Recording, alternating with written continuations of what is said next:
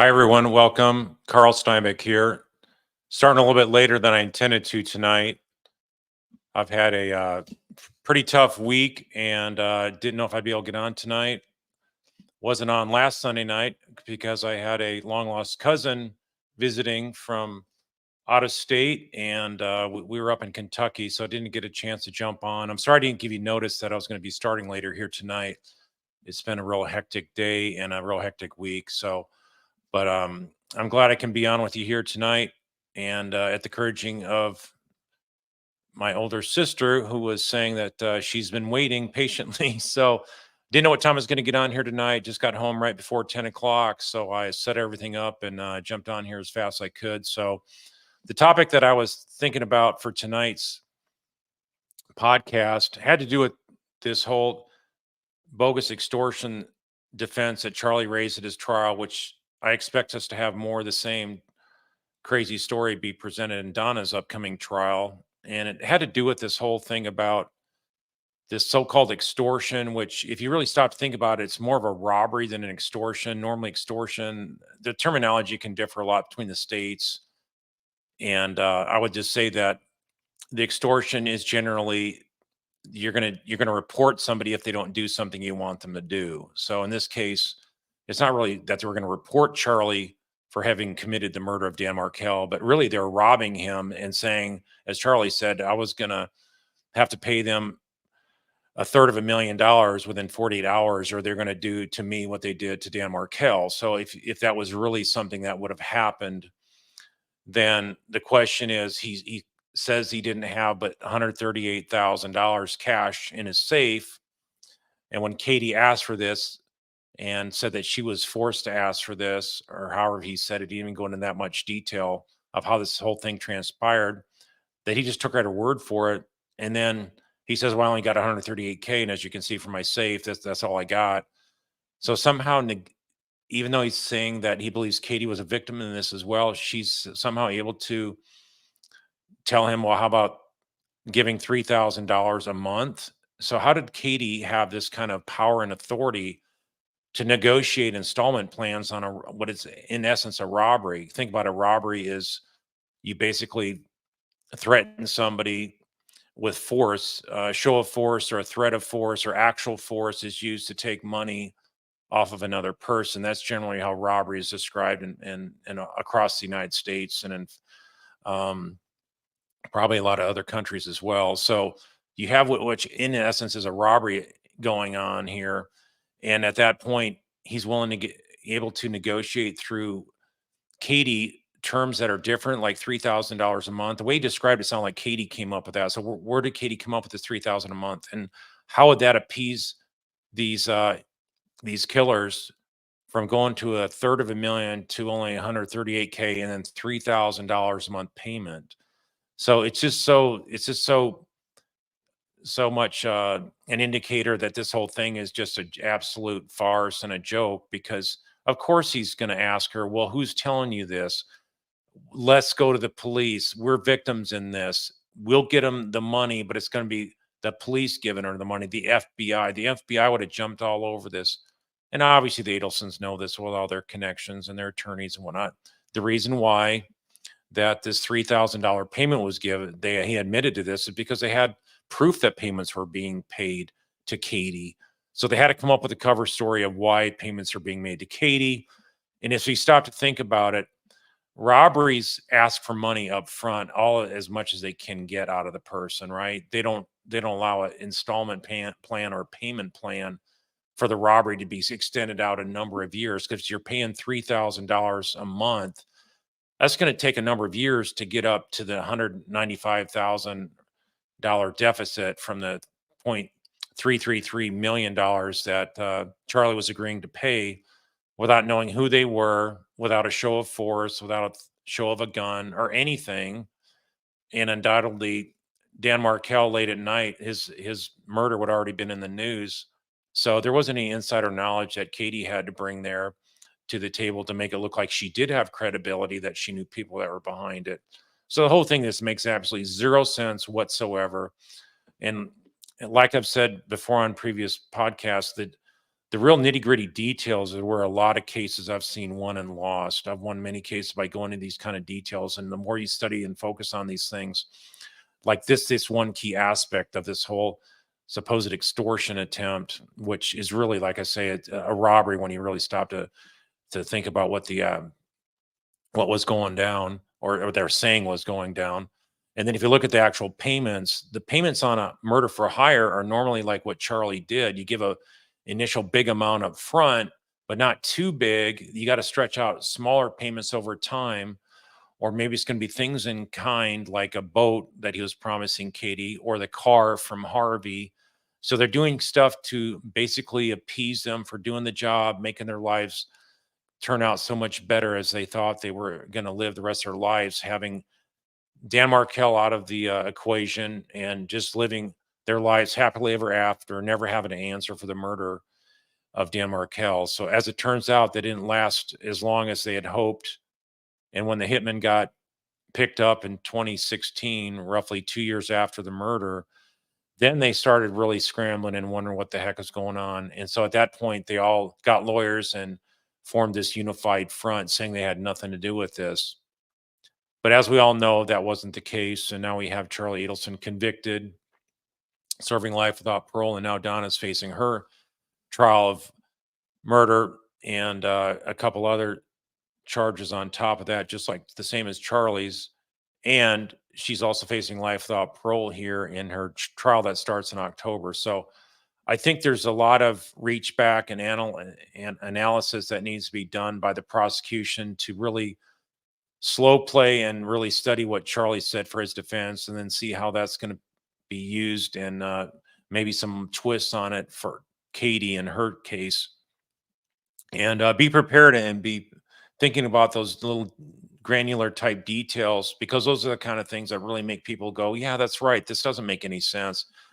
You're right. How did she get able to negotiate that? And there was no follow-up conversation either. Like, well, Katie, hey, are they okay with that plan? There was no conversation like he was like worried about the killers that were supposedly committing this robbery through Katie, that they were going to be satisfied with his extended payment plan. So the whole thing just is outright laughable. And you can't even believe that somebody could come up with this stupid of a story for of all things, a murder case. And yet that is how strong the government's case is, that you just have to resort to things that just make a jury just go be insulted to to the point that they don't even have to deliberate long. They just are out there for a couple hours, and then they come back and vote guilty on all charges. So that's what'll happen on Donna as well. So she's not gonna be able to put a spin or twist on this, just like Charlie has. And so that's how she's gonna be convicted here this year. So that's how it's looking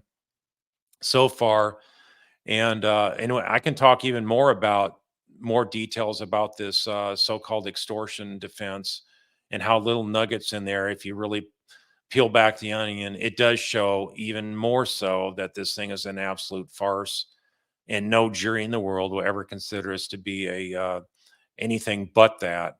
So with that, I'm going to go a little bit shorter tonight. I think I'll keep it to an hour to Q and A's for y'all. Granted, we do have the time adjustment here, and so with that, I'm going to go down to the questions now.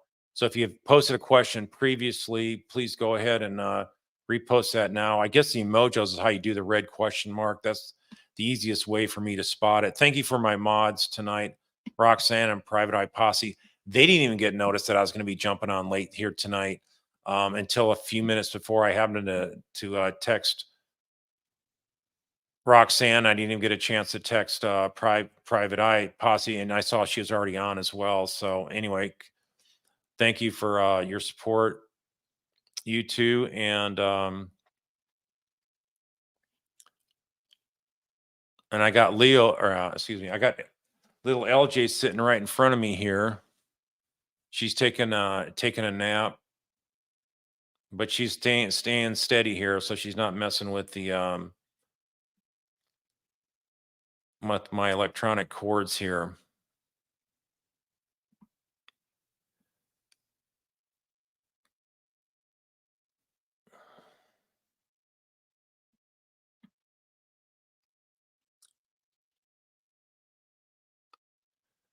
All right, so here we have one from Miriam is asking, why did Donna think she was signing $3,000 checks to Katie? Well, there's enough indicators there that she knew what was going on, and it wasn't $3,000. It was necessarily that they had tracked to her. It was the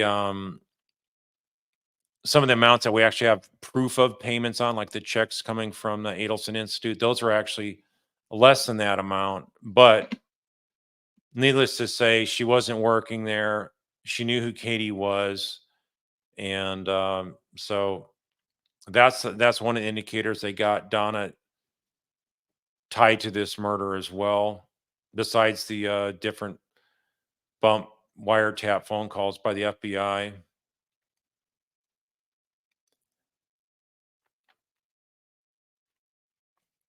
SP 74 is asking, do they need Wendy's testimony to bring in Donna's emails? Is that why they haven't arrested Wendy?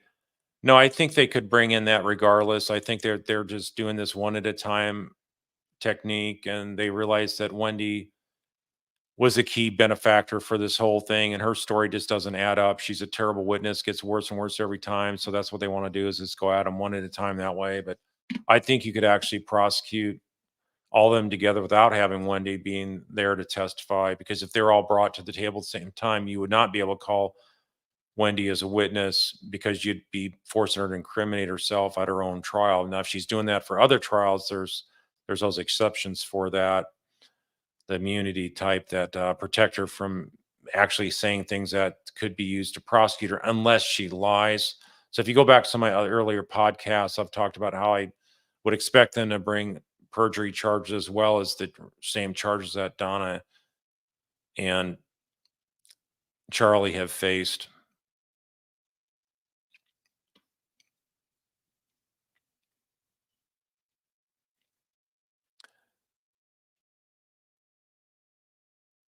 Yeah, I did see that we have Dr. J on here. I guess that's a friend of Charlie's. So Dr. J, he's been on this channel before, and I know Roxana was telling me in some of the chat before, and he intends on visiting Charlie in prison here shortly. So it'll be interesting to see what we get for any information on that.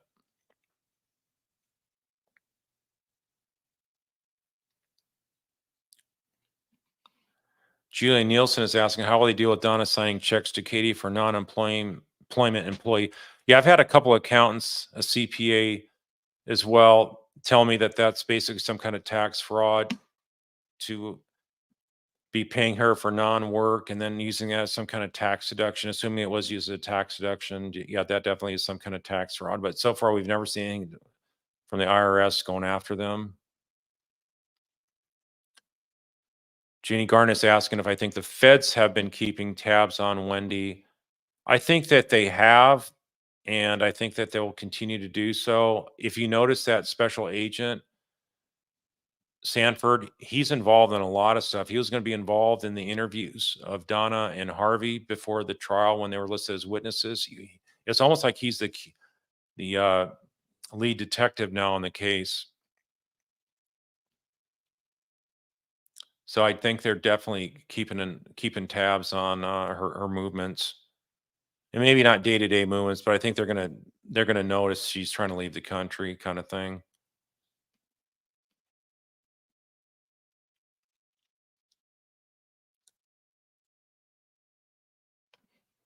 Ruben Vries is asking, why hasn't anyone spoken to this alleged guy from Best Buy that apparently stayed 2 hours to tell somebody that the screen is broken out, be repaired, reduces Wendy's credibility? Yes, I agree with that, Ruben, except that it was not 2 hours.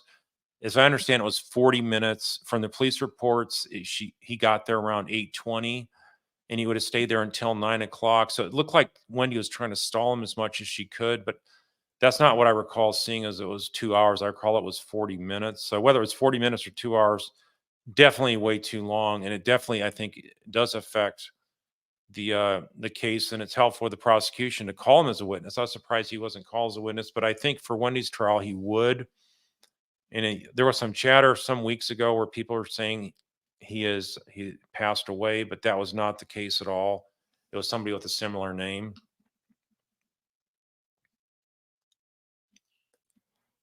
Rabbit is asking, do I think that Donna, who stapled the money after she laundered the money, she must have at least at that time? Yeah, it probably she wanted to keep it just like Charlie had it stapled, and the staples, maybe the staples stayed intact. I don't know how big a staple you had, but just a normal stapler. If you washed it, depending how you wash it, if you had a low agitation type machine, a front load machine or something like that, maybe it wouldn't have ripped off the cash from the staples. And so just don't know exactly how that would have worked, but definitely I think they're worried about the prints on the money and any traces to them. So I think out of paranoia, they wound up washing it. And that's how Katie happened to say it was damp, moldy. And that's really a bizarre earmark type of detail that really helps corroborate not only that there was cash that was moldy and it had been done sometime before. So why would they wash it where it would get moldy? It's one thing if it's wet, but wet and moldy indicates there was some delay of it drying long enough. And so it does look like that would coincide. At least if I was a prosecutor, I would be arguing that coincides with an earlier murder attempt on the window of the 4th to 6th of June of 2014, and the money would have been washed some days before that. So from that time until the 18th of July, when Dan Markel was gunned down in his garage, that was, I would say, the time frame it took to get that money moldy and never fully dried out. So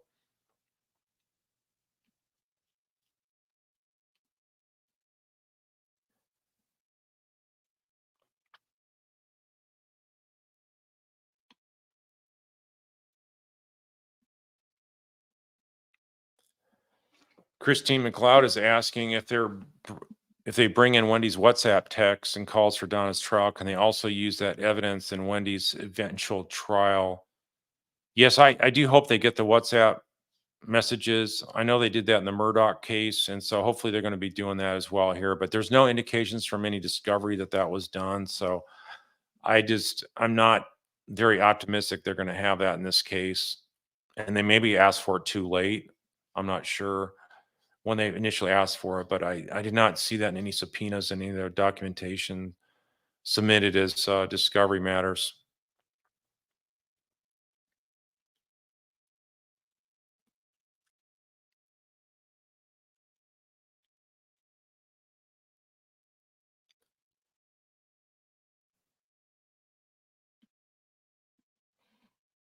Tennis Girl is asking, are you going to have time to update your Wendy indicators? You and John make a great pair on that. I have not had a chance to work that yet, but I intend to in the near future. And so, with all the stuff I got going on right now, I'm going to be moving closer to my McKinney, Texas office. So, I'll be pretty busy here for the next couple months. So, it's probably going to be after that, but not sure. But that is still in the works. So, I've reached out to somebody to help prepare some of those slide decks that I'll be using. So, Grant Pritchard, apparently you're from New Zealand. Are your sessions available via proper podcast feed? I'd be able to download these in audio only and listen at 1.5 speed. Okay. Do not know what you're talking about. Proper podcast feed. I don't know what you're talking about. So I'll have to get with Ben or John, ask them about what you're referring to. I think you're maybe talking about Spotify or something like that. This is the only place you can get it. So, and if you just listen to it on YouTube and not watch it, you could just listen to it and I think speed it up at that point. Suzanne Rupp is asking if they will offer Katie anything for new information on Wendy. Katie came forward on her own. She was not offered any kind of deal reduction from her murder one conviction, which is life without parole, as well as the 60 years for the two other charges. So, no, I don't think they're going to offer anything at all.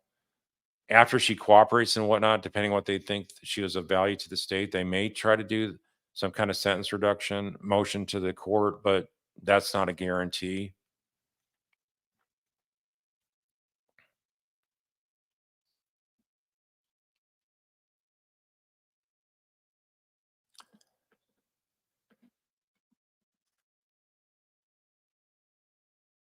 Julie Nielsen is asking, could Wendy have a reason for testifying three different versions of the drive-by Trustcott account? Well, she one of the versions or two of the versions that she didn't even drive onto Trescott. She never had a chance to because the entire street was blocked, which is not true. So, I mean, she's just trying to distance herself because she knew it was incriminating, and liars can't remember all the details, and they trip themselves up.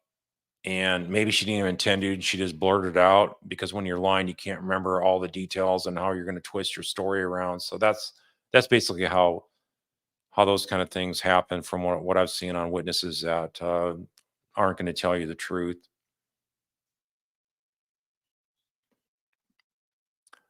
Yeah, Linda Mon, it was Charlie that said it was his habit to staple hundreds. That's true. But some of that money I think was being transferred between Charlie and his parents because I think Charlie, once they put the hit out there, I don't think Charlie was going to have that much money hanging out at his house because I don't think he wanted to be robbed. Because think about it, if they're willing to kill Dan Markel for money, well, maybe they'd think like we know that Luis Rivera said, why don't we just go rob Wendy if she's paying for this? Well, if they thought that the money was actually coming from Charlie, why didn't they just rob him? They wouldn't even have to drive the 15-hour round trip travel all the way up to Tallahassee from Miami. They just could have gone over to Charlie's house in Fort Lauderdale. So that's why I think he kept no cash in his house. So even if he's held up at gunpoint, he could say, look, I got nothing here. I got rid of it all. And so then we also remember that his girlfriend, June, his subsequent girlfriend, talked about how he did have a lot of cash laying around. So yeah, I think he just kept it away for a while just to make sure he couldn't get robbed by the hitman that he hired.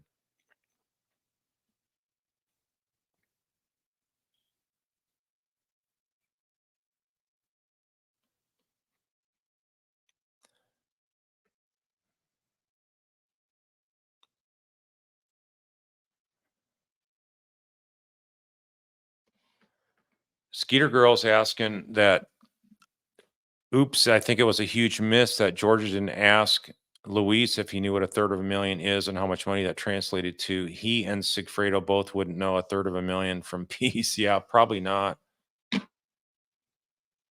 Yeah, I agree with that.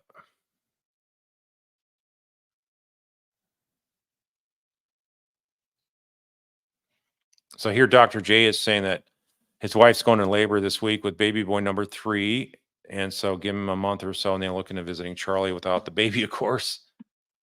All right. Yeah. Curious to see how that turns out. Cat Love Dreaming. Peach is asking, do I think Wendy's free to leave Florida or the US? I think she is free to leave now. And I don't think she will leave. So I think when they do make plans to arrest her, I don't think she'll escape.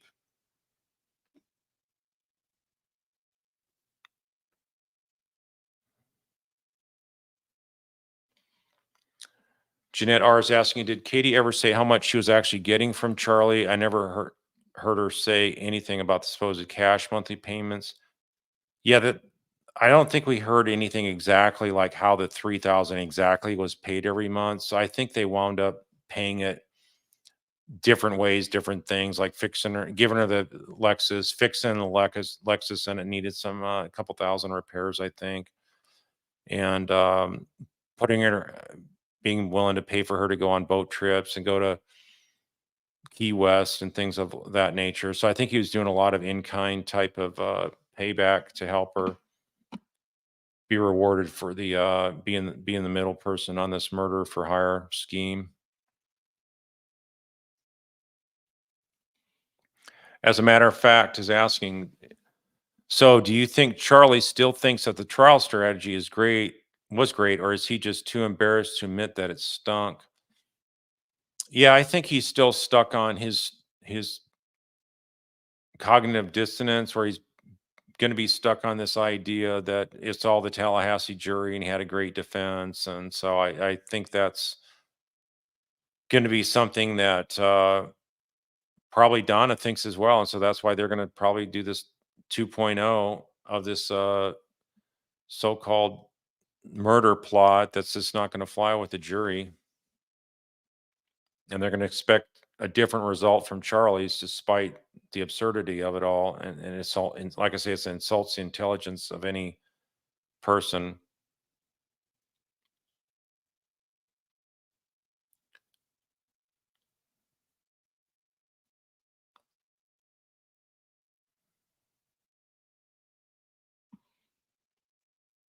Moonchild Pink is asking, do I think the additional new attorney could come up with with a way to get Donna off? No, I don't think that's going to happen. You got too much rock solid evidence. So do you not see that happening at all? Yeah, SBA is saying you can do a 1.5 speed on YouTube. I've never done that before, but I've heard you can do that.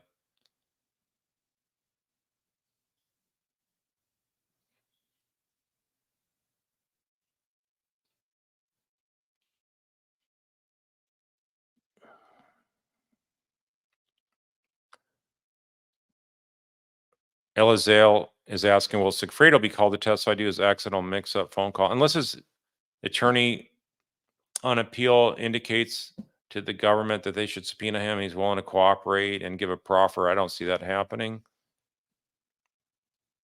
So far, he's not had any indications of wanting to cooperate, other than the fact he did get moved to a different prison, but I think that's because he got in a fight and poked or gouged somebody's eye, is what I'm hearing.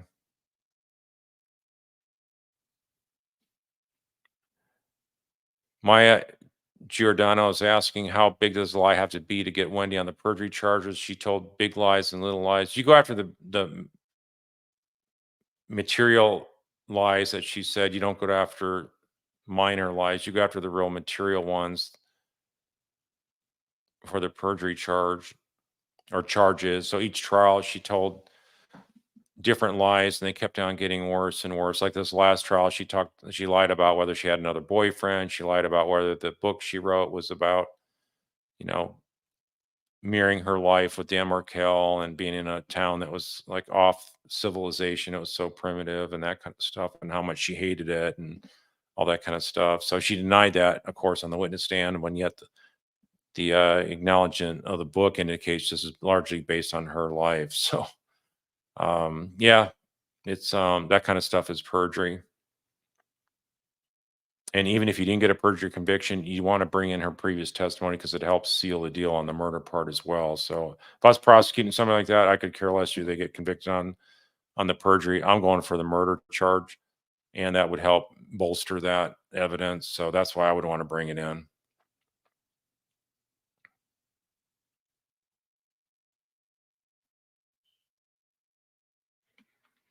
Suzanne Rupp is asking, what's the prosecution's possible justification for not arresting Wendy after 10 years since a murder with so much evidence against her? Well, I think it just comes down to, like I've said earlier, it comes down to politics really put this thing off the tracks for a while.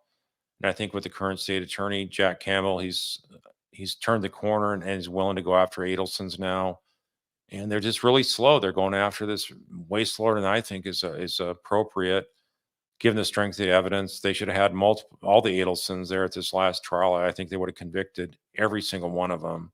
They just would have had to add a little bit of different evidence for Wendy's aspects of it and her involvement. But really, they're why they're willing to do it the way they're doing it. I think they're just decided on this method one at a time. They're going to use Wendy as a way to help convict the other family members, and so far it's working, but it's working so slow. And I just feel so sorry for all the witnesses that have to keep coming back to testify. I mean, think about it. The Markel's got to fly down from Canada each time and hang out a couple weeks, and just all the agony of going through all that. I mean, it's just really hard to contemplate why they would do that way.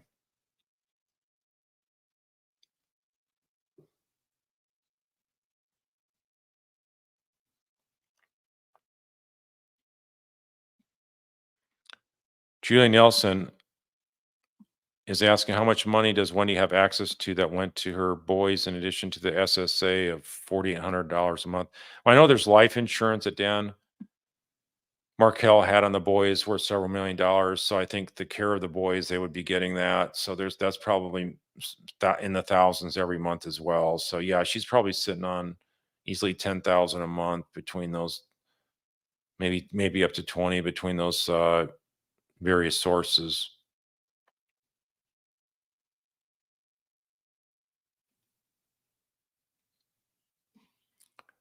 Julie Prulhire is saying, did you realize Wendy's famous owl shirt was out of season? The owl is wearing a winter scarf, not a lady's who lunch.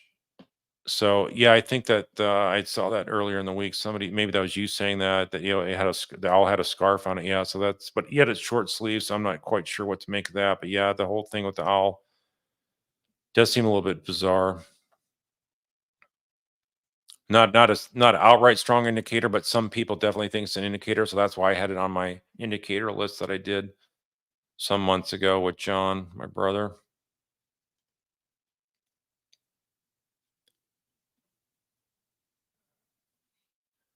Robert Rice is saying the tape said crime scene. So you're talking about on Trescott when Wendy drove up there. Why did Georgia never ask it? Yeah, I mean, there's a lot of details that are not brought out that I think would be very important. But it was a slam dunk win even without it. But those kind of details, I think, are always key to bring out in a trial, especially if they're helpful for you. Obviously, if I'm the defense counsel, I'm not going to bring that out if I was defending Adelson's. But definitely as a prosecutor, when it helps show how ridiculous it is that she hightailed it out of there.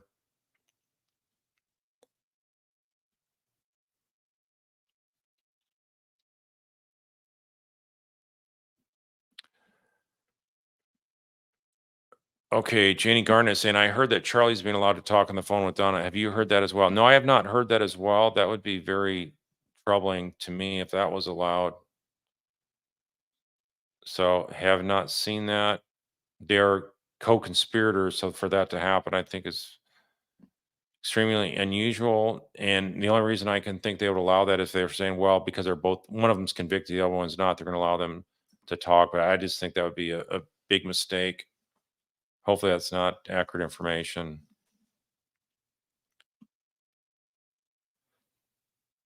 Lila is asking, has the Geek Squad guy been interrogated in Wendy's lunch friends? Okay, interrogation is not a word that is appropriate for something like that. That's an interview. Interrogation is what you do when you're trying to get a uh, a key suspect of the case to confess. You've done your homework, and you have all these indicators that are pointing to that suspect, and you're trying to get them to confess. So you're trying to force a confession through an interrogation. Through legal means, obviously, you're not going to go to illegal means to try to extract a confession. But in any event, and as far as Wendy's friends as well, I've not seen their police report on that. They maybe didn't even interview them because if you think about it, Wendy was pretty much cleared after 40 minutes of her interview with Isom. Granted, it was an interview, not an interrogation. They didn't have any information. She was the first witness they interviewed. So there's no way that was an interrogation. He did ask some follow-up questions, Detective Isom did, to try to just see where she was at. But, after 40 minutes, when he basically stops asking questions and it's more or less the victim witness quarter coming in there to assist her, they're treating her as a victim, not a suspect at that point. Top Cat 88 is asking, how big a role do I think Alex Morris will have during the trial? I think the more he gets his experience with this case and all the facts and whatnot, I can see him handling a few witnesses, but I think he's going to still want to have Rashbaum deal with most of this because I think he's already got his money to get on this case, and so for him to take a lead role more so than Rashbaum when he has to live in this town and sort of his reputation is going to be following him on this case, I would think he'd try to do as minimal as possible, let Rashbaum do the most of it. So it's all between the attorneys, and Donna can also ask to maybe have one do more than the other. I think Donna would be more comfortable with Rashbaum doing it more than Alex Morris. But as I understand it, she's only talking to Rashbaum, and Rashbaum has been up there in a month or so. But she has been talking to Rashbaum for like a couple hours at a time, a couple hours a week, as I recall.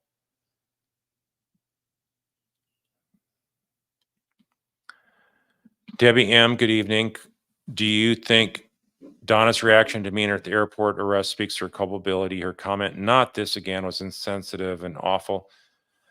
Yeah, I think she's just, it's a way of her sort of mocking law enforcement. I think that's her whole idea. Well, these stupid Tallahassee prosecutors and police department and whatnot. So they just mock these people, and it's like, oh, you're harassing us again. We done nothing wrong. And just get away from us. So this sort of, but at the same time, you could tell she's almost like expecting it.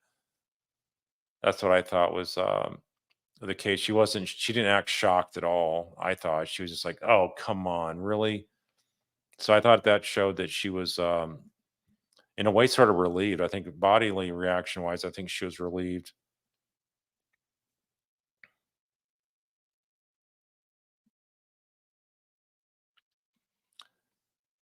Debbie, Janikowski saying, do you think Wendy will be able to look at her mother when she testifies? So sad and strange. She could not even smile at Charlie or give him any loving gesture. Yeah, that's what I had noticed. And I think that she's going to try to not look at her mom as unless she's going to have to identify her in the courtroom, but I think it's going to be a quick look. And yeah, I don't think it's going to be a smile or anything like that. It's going to be a cold quick look, probably, is all. And think about it, her mom's going to be so upset because I don't think Wendy's going to talk to her at all. And if think about it, Wendy could actually go up there and see her mom. She could just say, I'm an attorney of record. She could go up to see her mom every day that she wanted to. So there's a lot less limitations on visitations with lawyers. So she could just say, I'm one of the lawyers on the defense team. I want to see my mom every day. So, and she'd get to do that. But she's not wanting to do that. She's wanting to stay away. And she's scared because she's thinking that there's a chance she's going to be next. And therefore she wants to do everything she possibly can to distance herself from her family, even if it means her mom suffering in jail because she doesn't have any connection with with her daughter Wendy.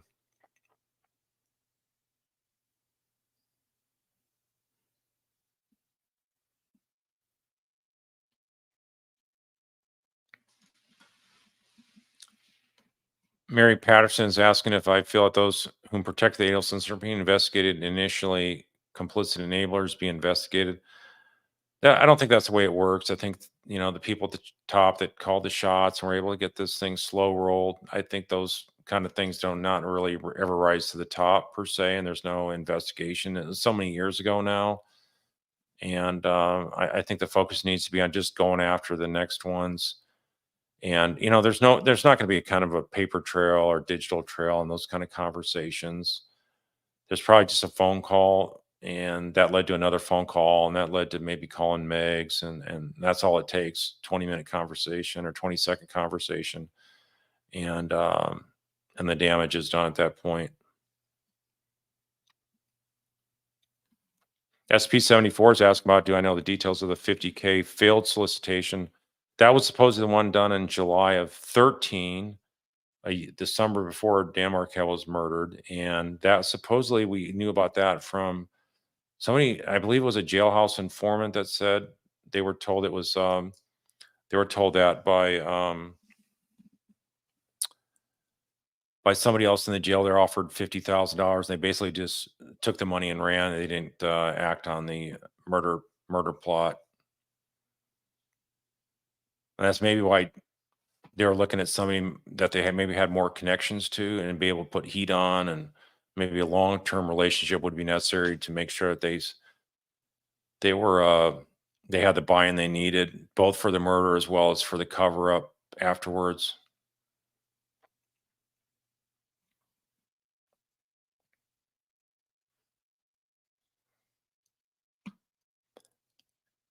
Dupree Shelburne is asking, when Wendy testified at each trial, did she know which questions would be asked before taking a stand? If so, why? Well, she definitely, I could tell she knew that what questions Rashbaum was going to ask her. It seems so rehearsed.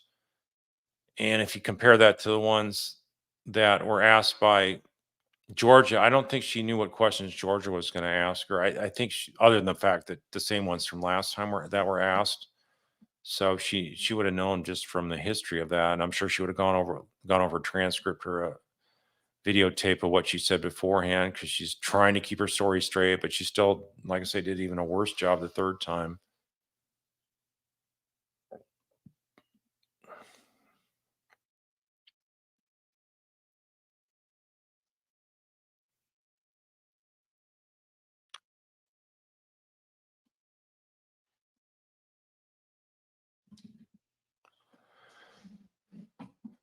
Yeah. Yeah. The kitty's right here.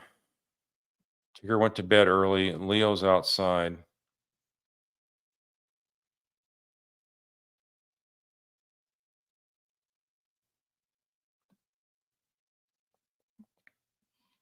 All right. Dr. J has a question here. Any thoughts on Wendy's drive by? If the neighbor didn't report the shooting, Dan would have still been in the garage unfound, correct? So maybe Wendy is supposed to go to the house, close the garage. Yeah, there's some people that thought Wendy was supposed to be the one to report it and come to the scene and act like she's so upset and 'cause she's the one that calls the 911. I just I don't think that was the plan so much as I think she was just the curiosity and the frustration and her being in panic mode about what this upcoming court battle is going to turn into about her losing her job. I think that was a guarantee. And then her having trouble with the state bar and all that was more than she could have handled because she would have been essentially a lawyer with a bad record, public record at a minimum, holding her accountable as well as losing her job there. I think that's more than she could have handled. So this is the only viable outcome to save face. So I think it just, with what had happened the year before that was botched. It was botched on the 13th to the 6th, excuse me, the 3rd to the 16th of June. These same hitmen that were able to consummate the murder in the 18th of July. I think that she was just basically at her wits' end, and she didn't think her brother could pull it off because she probably realized he was hiring some bumbling fools, and that's exactly what he did. And so, in any event, yeah, but she maybe had a garage door opener, could have gone by, closed the garage door, and made it look like, make it even harder for somebody to find Dan that day because if the kids were supposed to come back with her that afternoon, it could have been a couple days before they found Dan. Maybe that was the plan. But I don't think it was the plan. So I don't think she knew necessarily that the that morning who's going to be taken out. I think the indicators are also she was worried that in case it rolled in the afternoon. I think that's why she's panically about the issue of Dan Markel wanting to take the boys that afternoon swimming because the boys were not supposed to be with him. So I think that's why she freaked out. And that's something else I'll talk about later. I know there's some other folks that are talking about that. Excuse me.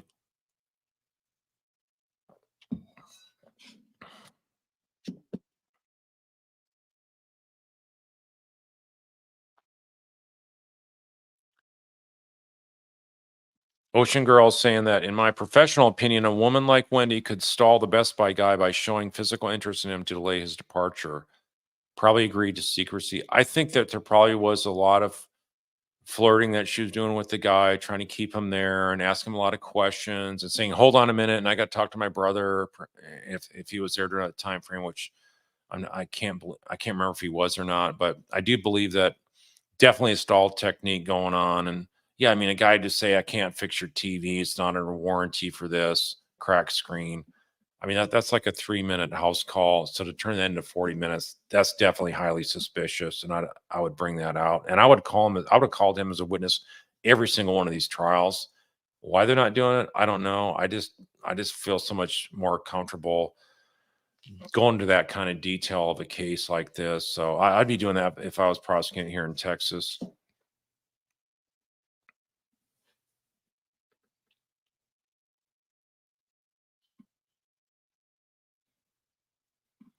Okay, riding shotgun saying, I now believe Wendy planned on finding him. Yeah, the only thing that I think goes against that was part of the plan, and I saw somebody else had mentioned this the other day as a comment on the channel. If that was the case, would Charlie really have been so frustrated on like talking about Wendy over and over again about how How did she happen to go by the crime scene? The one in a million chance. A friend of his in was it Detroit told him that, what are the odds, Charlie, your sister goes by there? That's one in a million. And then he later on says, yeah, another friend at a bar said it was like one in 10,000. The odds of Wendy going by there right after he's murdered or gunned down. As I say, he actually he died the following day early in the morning, but the hit happened and comes by in that close time, and they had no legitimate reason to go down that road and all the way over that house. It's not a shortcut, so she lied about being a shortcut. I mean, there's just her testimony is absolutely just completely non-credible. Mandy Strong is saying perjury is basically legal. It's almost never prosecuted. Why? Well, I think in civil cases it's less prosecuted.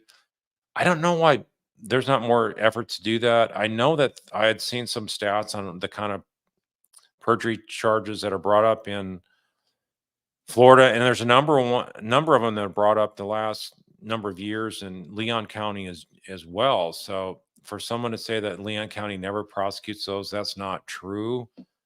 And so I know it was hard for me to bring up perjury charges when I had a case as a prosecutor where someone lied about another soldier. They fabricated an alleged sexual assault. So I thought, given the huge amount of panic and paranoia that was going on in the military base in a deployed setting, I thought that was worthy of a court martial. But I couldn't even get a court martial out of it. And granted, it's in the military, it's up to commanders, not the lawyers, to decide what the charges are. In civilian courts, it's up to the prosecutors, of course. But in the military, it's a command justice discipline thing. Now that's changed recently based on sexual assault crimes because Congress doesn't trust military leaders. So I don't know if you guys are following that, but for sexual assault type crimes now there's like civilian prosecutors that are not affiliated with the command that prosecute that. But anyway, I won't go down that rabbit hole anymore. Sorry, but in any event, I do think that there's definitely under prosecution for perjury. I know I was going to prosecute somebody for perjury in Texas before I got deployed. So yeah, I wish that was done more often. But I like I say, it's not that rare, like it's been made out to be in Florida.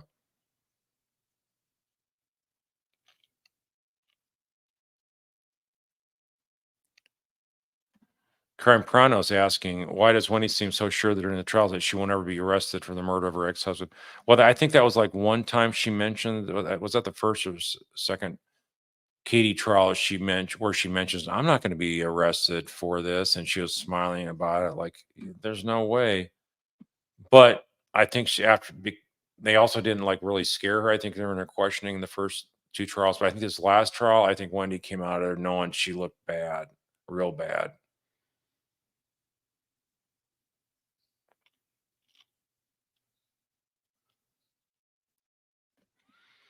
B Rabbit's asking if I think Dan Markel had or was close to unraveling, exposing all the dodgy legal activities of Adelson's. In addition to seeing Wendy without her mask.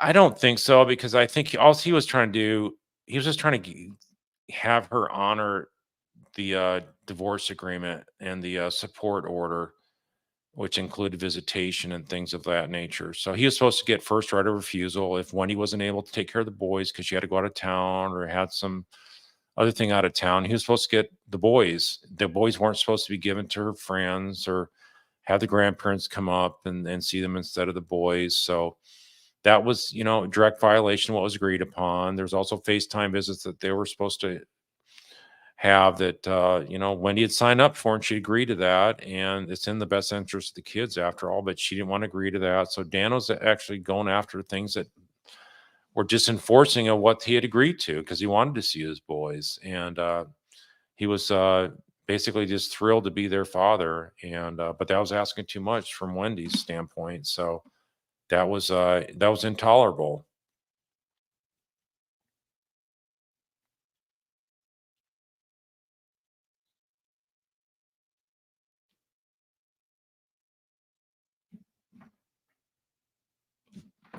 Gary B is saying that Georgia said, I'm talking about your visit to the crime scene. This was too direct an accusation for Wendy. She got spooked and said she never turned on Trescott. Yeah, whether she got spooked or whatnot, yeah, she's definitely trying to backpedal from that. So, but obviously she did drive there that close to the house, like basically one house away from the driveway of Dan Markel's house. Yeah, I'm not gonna speculate on what Wendy's doing or who she's dating. I'm not interested in that. I'm just focused on what kind of stuff I'd be looking at in prosecuting a case. So unless there's some kind of relevancy to there, who a defendant's dating and whatnot, I'm not gonna pay any attention to that.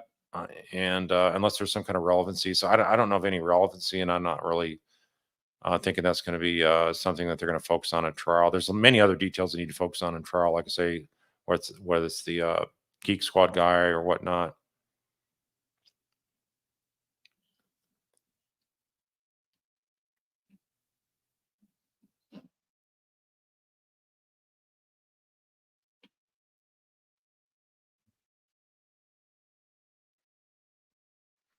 Mandy Strong is asking, is it possible Sigfredo and Garcia received money from Wendy before leaving Tallahassee? There was an hour delay in Garcia and Rivera before they left Tallahassee.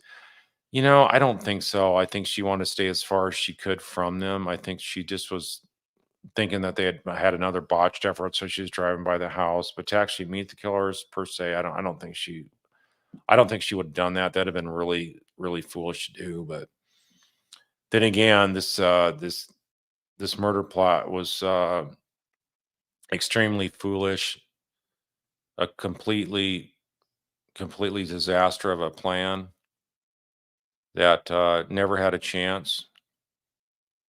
It only had a chance because of politics, and that just delayed it. It didn't thwart it altogether. So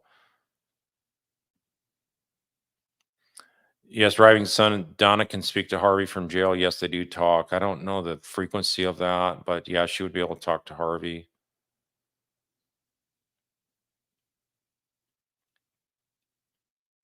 All right, so I'm gonna let's see. I'm on 11:05. I need to jump ahead on some of these questions.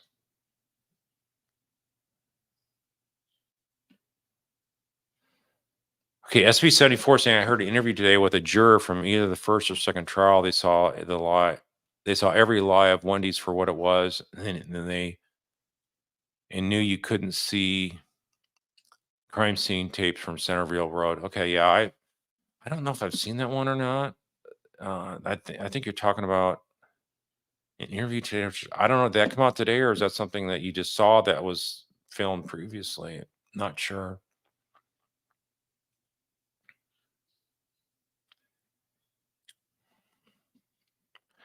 As a matter of fact, you're saying it appears that Wendy thinks she's protected by someone or some force. Does it look like she's feeling the pressure? I think she is after this last questioning by Georgia. Georgia really went after her and put some heat on her this time and called her out on her lies in more direct confrontation than she did in the other two. The other think about the other two that she was asked about things.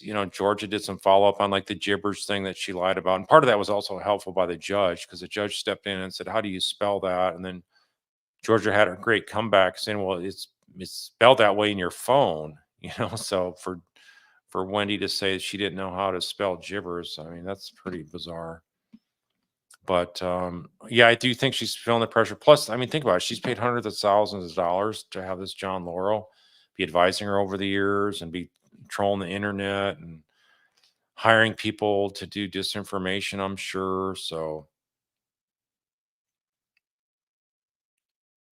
yeah, there's many hundreds of thousands of dollars she spent. So if you're not nervous about the outcome, you wouldn't be spending that kind of money.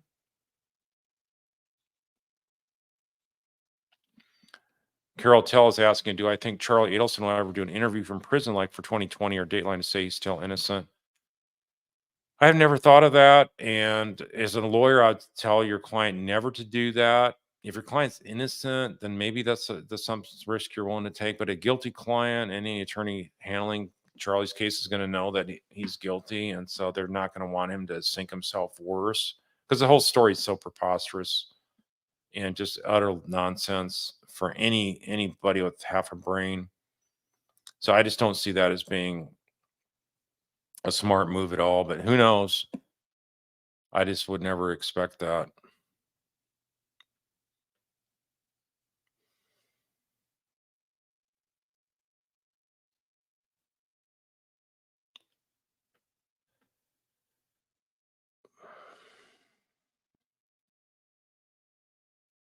Yeah, I'm not gonna.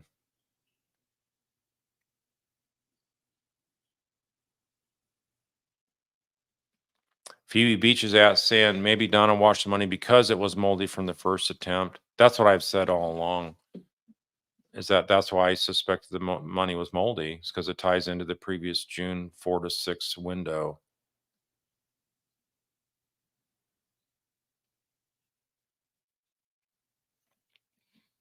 Linda Mon's asking if I'll go to Wendy's trial. Yeah, I'll go to her trial, whether I go to all of it or not. Like Donna's trial, I'm going to try to go to the very end of it. John will be there for, I think, everything except the jury selection.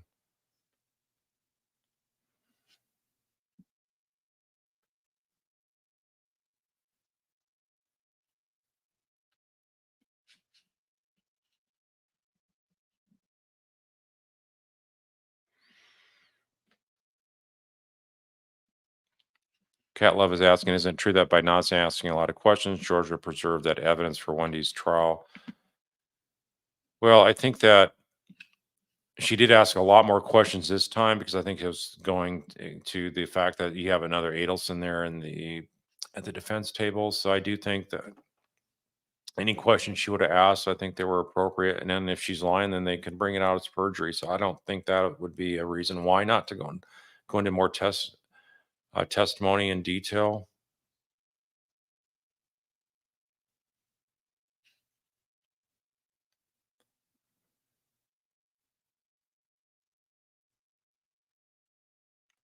All right, so let's see. Kiwi Annie Joe is saying the jury was taken on a bus trip to in Wendy Adelson's trial from her house to Trescott liquor store or lunch venue, and then from her house to the close liquor store. I've already said that, so that's you're right on target. What I've said many times before. That's what really will key in because I've driven that route with John and on Trescott, and that's not a shortcut. That's the last place you'd want to drive down if you're trying to get some liquor and you live all the way in the north part of Tallahassee. Think about it. That part of town, Benton Hills, that's closer to downtown, the university and the state capitol, all that kind of stuff. You don't go that direction to buy liquor. It's just ludicrous.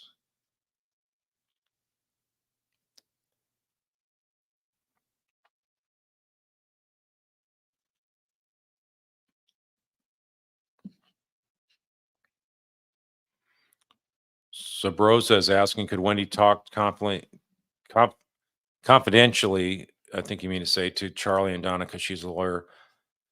Yeah, I said that already about Donna. She could go in there and see Donna as her lawyer because she's not charged as a co-defendant.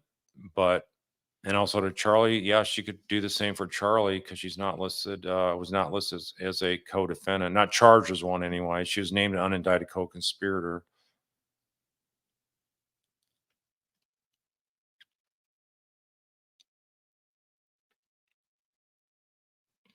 Trisha K is asking, did Wendy let Dan die alone? She didn't visit after questioning, and the boys didn't go. Did she call his friends or call his parents quickly enough so that they could get there? Yeah, this is I guess a couple of his friends went up there, but I don't think Wendy had anything to do with that and connecting with them or calling them. And she didn't call his parents. I think she said if I remember right, she said she didn't have their number, and she also said something they're going to think I did it. So that right there was a really bizarre comment. I think that was an indicator that she had something to hide.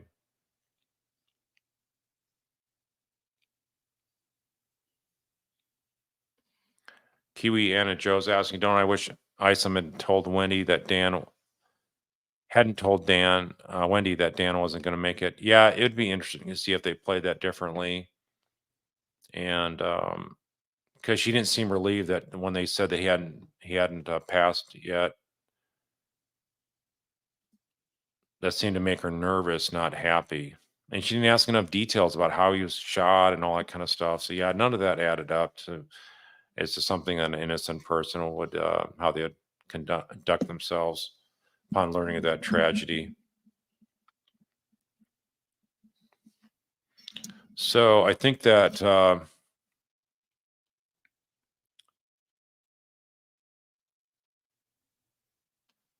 here Brooklyn Rules is asking, at what point did Donna stop talking to Wendy stop talking to Donna? I think that I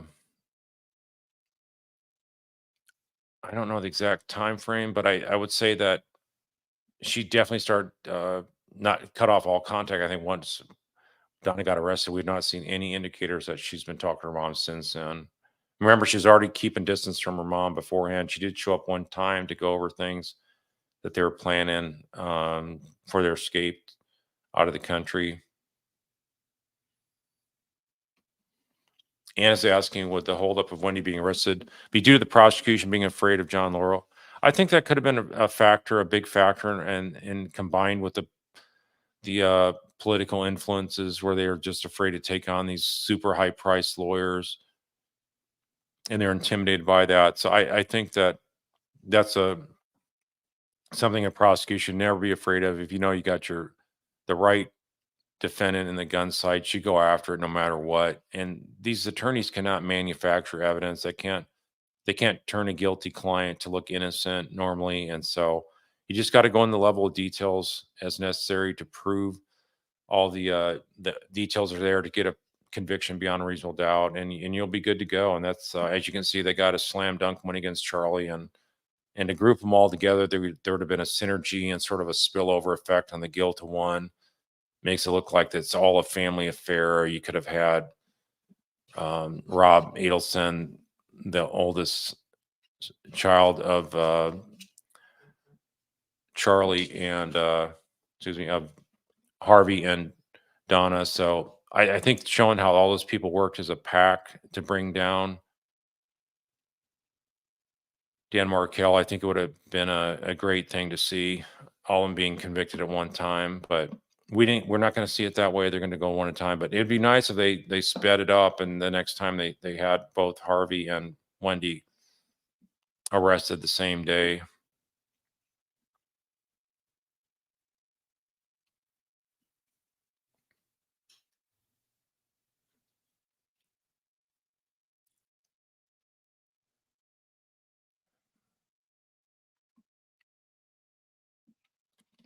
Kenny H is asking, did you hear the ML interview with juror? The juror said Wendy didn't do herself any favors on the stand. No, did not see that. So maybe that did happen recently. So, but yeah, any juror, I've been saying any juror can see right through that she's lying and she's a party to this. So,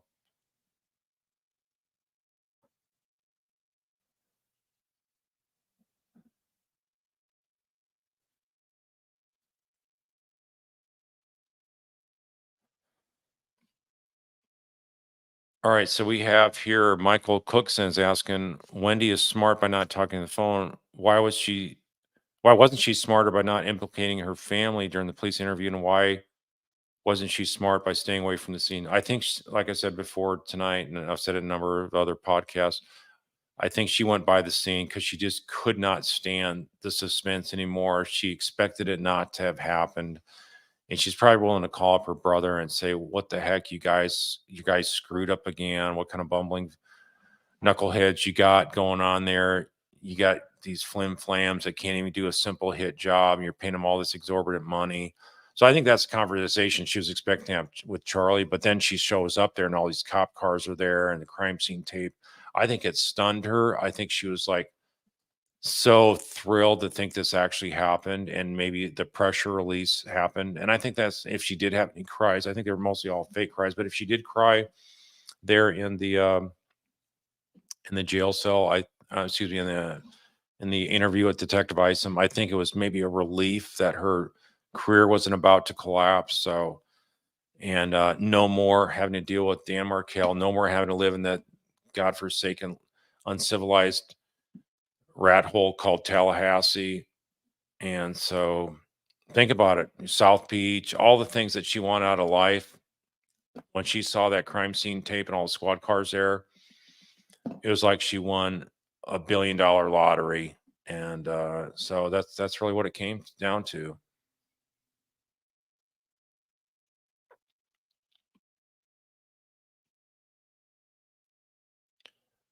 All right, let's see here.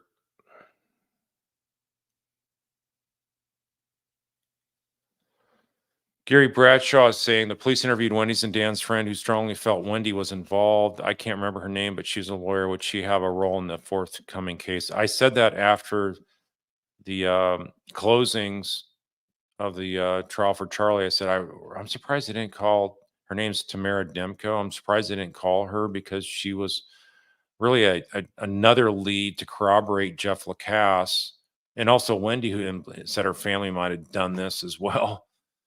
So why they didn't call her, I don't know. It's just one of those deals. They didn't call the Geek Squad guy to really set the scene on what these people were up to and what they're doing and all that. Did you absolutely need that for Donna's conviction? Excuse me, for Charlie's conviction? No, but gosh, I sure would want to use that for Donna as well. And she actually saw Donna there in the house, and she talked more about how Harvey was acting really strange, and after normally having normal eye contact when Harvey's talking to her, that basically that Harvey could not look her in the eye. Harvey avoided her. Harvey just, did not want to be facing her because he was worried that you could just tell the way she described it. He was trying to duck and run because he couldn't face her without looking like a guilty party.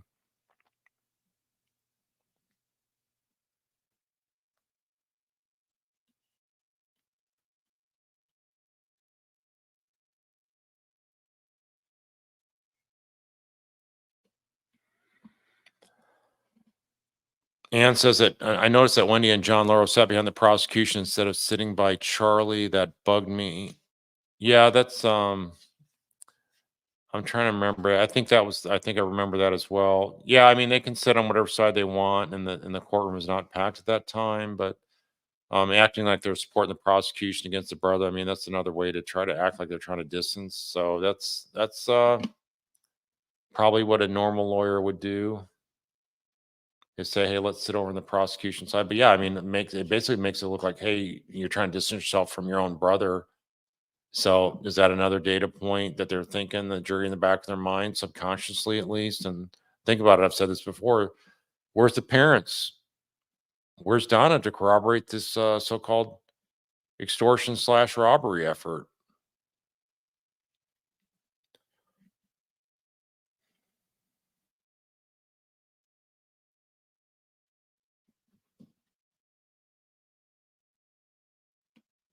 All right, so going ahead here, looking for some red question marks.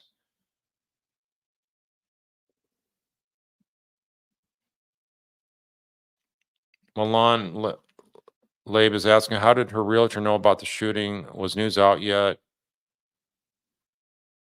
called Wendy to ask if she was okay and not Dan? Wendy didn't live there. Well, I think it was Wendy's realtor friend, and so that's why she was in the area and just happened to know that Wendy lived there. So I think that's just a normal thing, and so that's why she didn't call Dan, because she probably didn't know, hadn't probably never even met Dan. So that's why she called Wendy.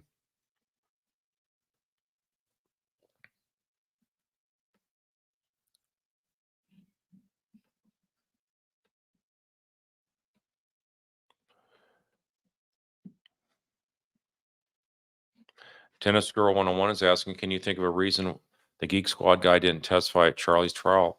I cannot think of a good reason, I'll tell you that. I mean, I can think of a number of reasons why he should, because it's a key factor of what they were doing that day and making him stall there for so long. I'd have gone all the kind of questions like, well, what were you guys talking about? Why were you there for so long? And then just extract every kind of detail that he recalls about what was said in the conversation, and why didn't he get out of there? Why was he holding up other customers? All those kind of questions. And so don't don't don't know more than what's in the police report, but yeah, that was definitely I think something I hope they don't miss out on again.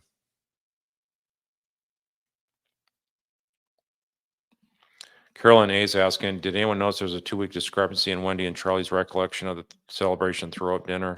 Yeah, I think I remember that.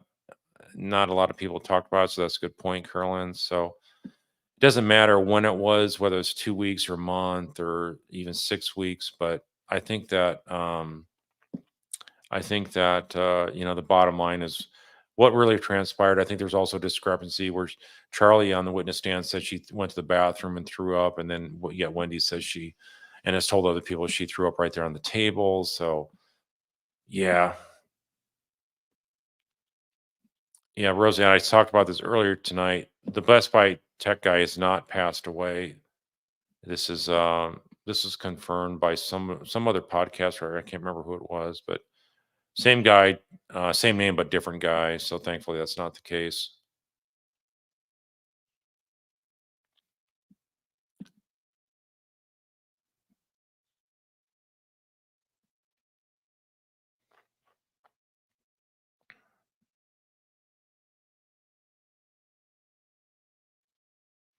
All right, let's see. We're up here.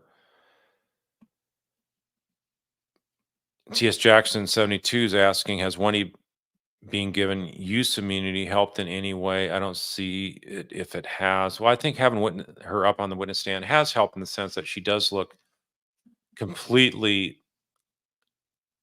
unbelievable. I think she comes across as very cold. I think you see that she had absolutely zero love for Dan Markel, just absolutely unmitigated hate, the visitation issues with the boys, the way she comes across and says that the boys have unfettered access to the Canadian Markells, and yet they don't have that. I mean, that's a huge, huge issue when you're denying visitation for the four Markells who have suffered not only the death of their son, but then their grandchildren are cut off from them in such a brutally harsh and cold way. It's just outright evil, and I think that's one of the things that is going to help convict her. I'm telling you, that's going to be a key thing.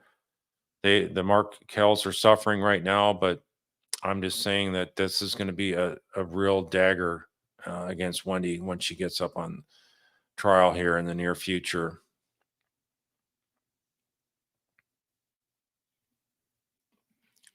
Letterman's girl saying, I think they thought Dan wouldn't be found so soon, would have been given Wendy more time to be distant from the whole event. Yeah, I think so. I agree that the she would have just kept on going by. If she would have seen him, let's say his car was running, I don't know if she would have noticed that, but knowing, I guess at the time she drove by there, she didn't know if the hit had happened yet. So maybe she just kept on going, or if she saw the car in the garage and if she could have seen part of his image of his head or body still in there, could she have closed the garage door if she had a garage door opener? Don't know, but I think at a minimum, just driving by just to do a crime scene inspection, as I call it.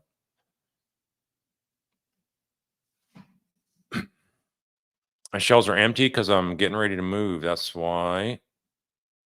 How many coincidences does this case have, according to M&M? I mean, there's they're not just coincidences. They're more than coincidences. They're actual indicators of guilt, consciousness of guilt, and planning and forethought, premeditation. All those kind of things lead up to being more than ample evidence to convict each and every one of the Adelsons.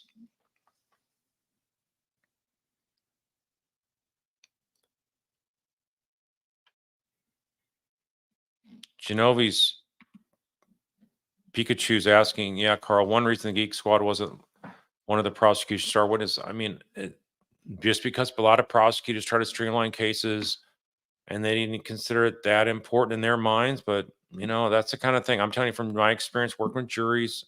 I've done enough jury trials. I can tell you that jurors need those kind of details. They feel better convicting with those kind of details.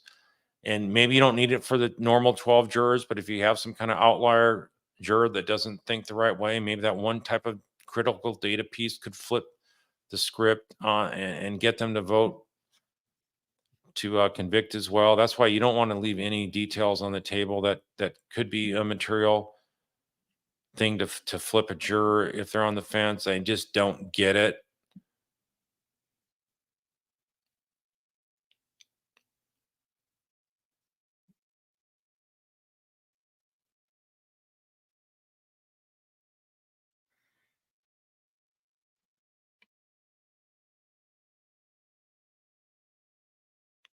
Okay.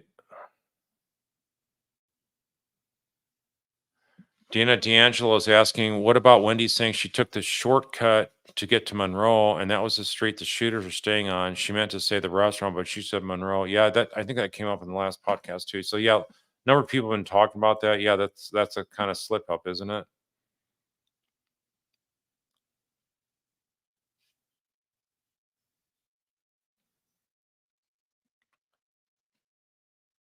Despotized Icon is asking, do you get frustrated seeing how the state is handling the case in respect to the time to prosecute and other issues you see? Yeah, I mean it's the delay is probably the biggest thing, and taking them one at a time versus all at the same time. What I don't understand is, and I've said this before, if you guys want to go back to some other podcasts, it's one thing if you don't want to do them one at a time, but you load them up a lot sooner. So if you charge one Adelson, month one, you charge another Adelson by month, 4, 5, or 6, another Adelson, 5 or 6 months from there. So if you want to stagger them, you team up that way. So waiting until one's conviction to me indicates lack of confidence and experience of the prosecution and or politics or a combination of all three.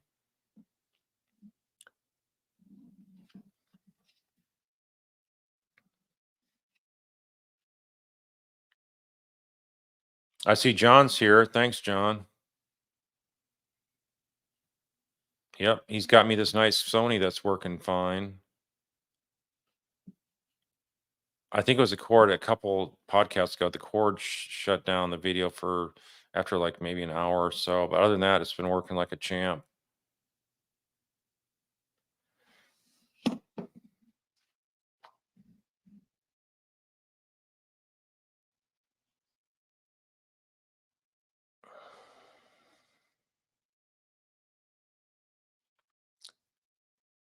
Aberdeen Shire is asking, do I think there's digital evidence against Wendy? She may have been careful after people started getting arrested, but seeing as she deleted the message, sweet, it could be that there's more.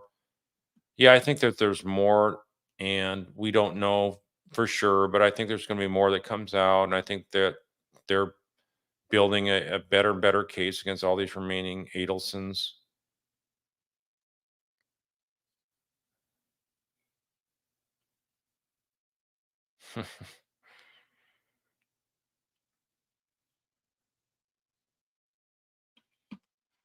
MM is asking, how fast did Wendy have to drive to Trescott in order to arrive around the crime time?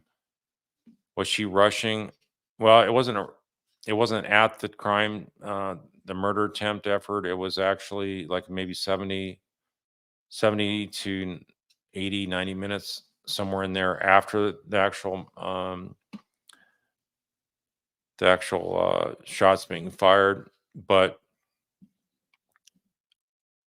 I mean, I think it's about a 20 some minute drive down there. Overall, she drove 40 minutes out of the way just to get to the place where she was having lunch. So you're going to take a 40-minute detour, just go to an ABC liquor store when there's multiple liquor stores all around the place she was going to eat lunch. So basically, from the place she lived in Aqua Ridge, she was driven in northern Tallahassee straight west, almost a straight due west. Instead, what she did is basically took a big horseshoe route all the way down south into town, main downtown, near the main downtown part of Tallahassee, and then circle back around, then go back up and stop at the liquor store. After stopping at the store, I guess that would be the other part of the U where she's turning back up to go towards the lunch place. So yeah, it's there's no way that's a shortcut.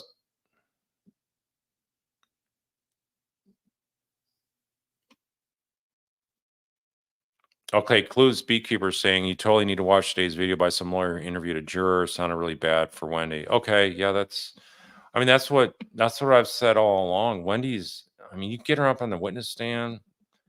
I've predicted that. I said the jurors, when they get interviewed, and I don't know if the prosecution's interviewed any of these jurors, but trust me, they will give them another shot in the arm if they have any insecurities about going forward after other Adelsons.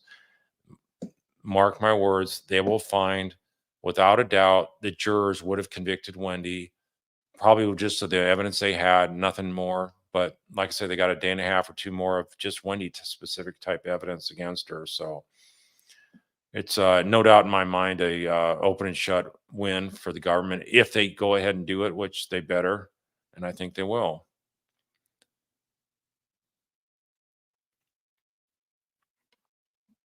Jeanette R is saying Wendy called Dan at 11:45 and didn't answer. Had to go look. Yeah, I mean the curiosity was just killing her. She had to go look. She just couldn't help herself, as Georgia said.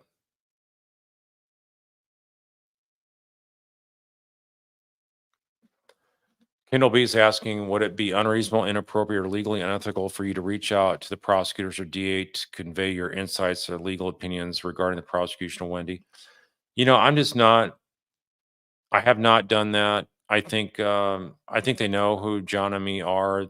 I know John has met with Jack Campbell, and no details were given on the timeline of prosecution and whatnot, but they know who we are. So I don't know if if they look at us much at all, but they probably heard about us.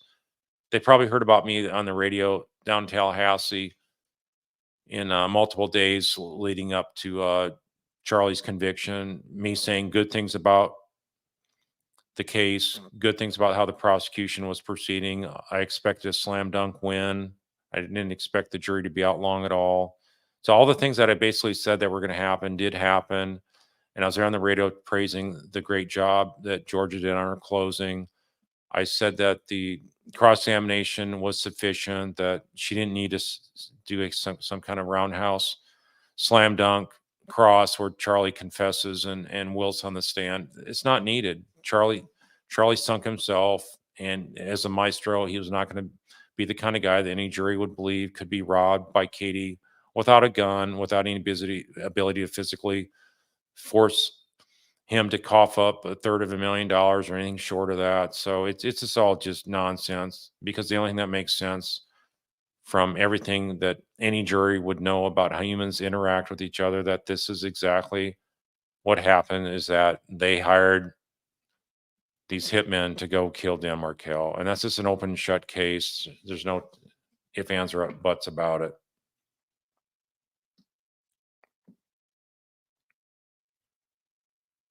So I just don't think that they need to talk to me. I think if they did, if they need to reach out to me, they know who I am. But I'm not going to impose myself and impose my will on them. But I do think that us talking about this, and look at all the other podcasts that are coming out there talking about it, I think it does put the heat on and helps be a counterweight to any political influences that may still linger to prevent other Markells from being prosecuted.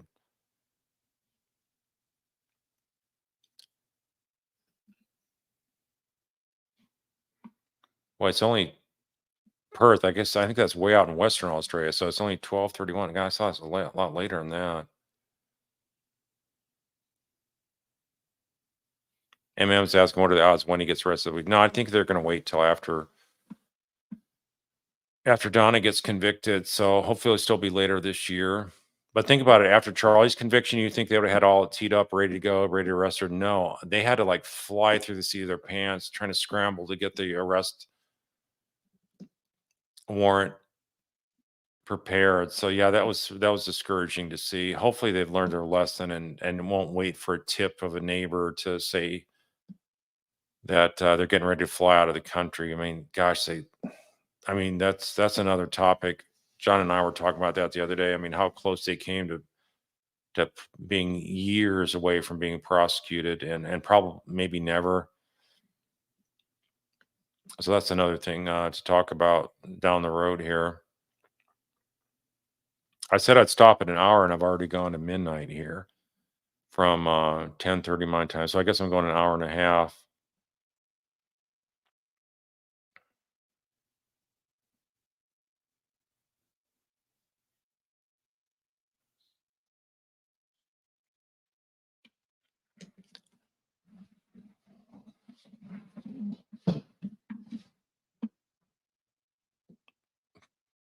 Fidel Ness is saying shortcut is not strong evidence. Her being messaged on security breach day before is more compelling. Well, yeah, suppose she got some kind of text message indicating the security alarm at Dan Markel's house had been triggered.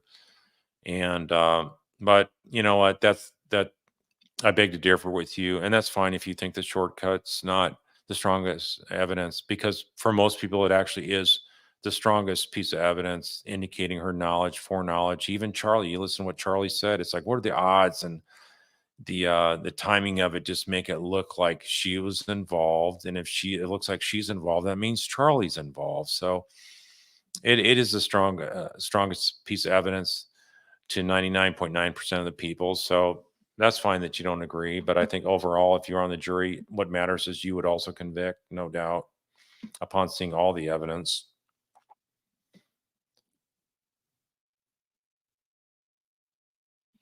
Rich is saying it seems like a Florida jury might connect the dots on her actions. Yeah, I totally agree. This is I would say a very strong case. It's as much of a slam and dunk for Wendy as it is for Charlie. But yeah, they got the amount of evidence they need to convict her, not just now, but years ago.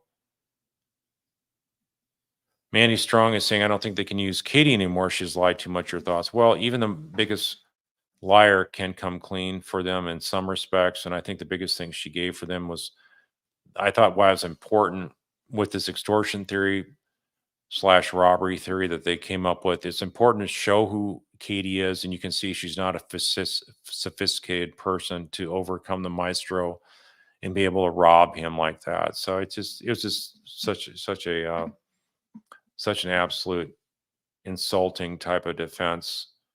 And that's why I thought it was important that what she brought to the table from that aspect, as well as also the moldy money, as well as the timing of everything. And so I thought it was good corroboration that they used her, and I would have done the same thing. And so most people said that they wouldn't have used her. I know. Um, I said it all depends what she has to say, right? And so that's what it came down to. And they wound up using her absolutely. And I know John was a big believer in them calling her as well. MM is asking, will jurors find it suspicious that when he stopped talking to her own mom? I don't know if they're necessarily going to hear that she stopped talking to her mom, but I think all their family dynamics, interactions, the more the prosecutor gets into the weeds on that, the better the chance of a conviction.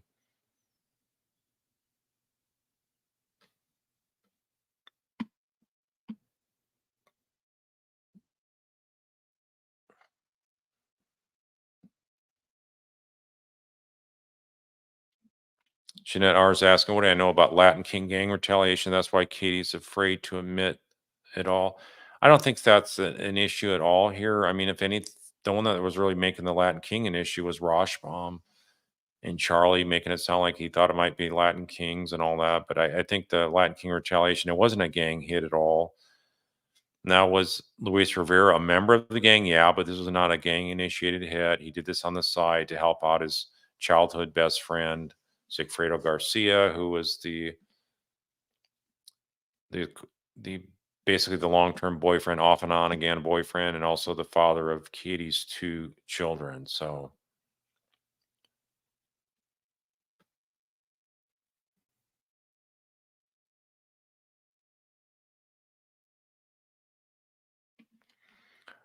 Life 3030 saying in civil law you see a no win, no fee.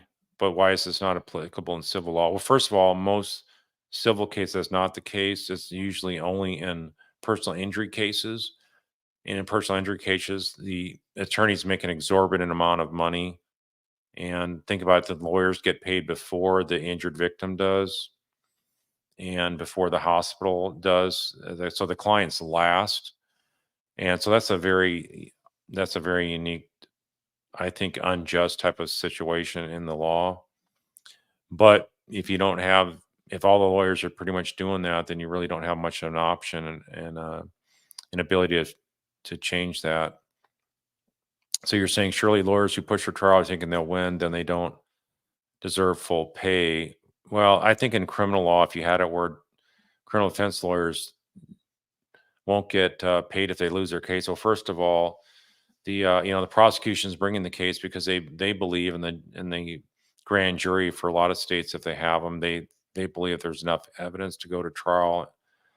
And so in the prosecution, if they believe they should get a conviction, that's why they're taking the case to trial. Then they really, most cases, they do win. So then that, if that was the case, most of the defense counsel would lose. And so if you look at federal court, I think they have, it's been a number of years since I saw it, but I think across like in federal court, I think the conviction rate is really high, like probably in the 80% or higher, maybe 90%, something like that. So it's pretty high up there. So that would mean like 80% of those criminal defense lawyers wouldn't get a single fee. So no, they're not getting rich, they're just getting their hourly fee. Whereas like a personal injury case, you could have a case where you only work at 20 hours and you could get like a $2 million fee as an attorney. So that's not really realistic for how hard you have to work. And as a criminal defense attorney, you really have to earn your keep to get an acquittal, and you have to know your stuff. So they're certainly deserving at least their hourly fee. And you're never going to get super rich normally off of being a criminal defense attorney, because you don't see rich people like Adelson's normally having hire defense lawyers go to trial.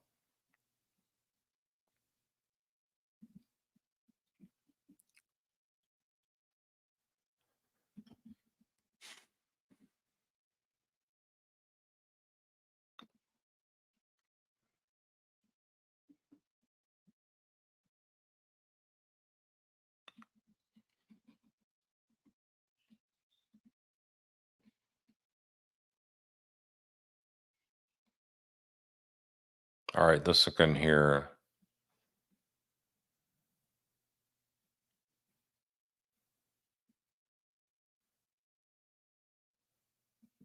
I don't want to keep calling all the same names all the time. I've got a lot of good questions from a lot of the same people here tonight.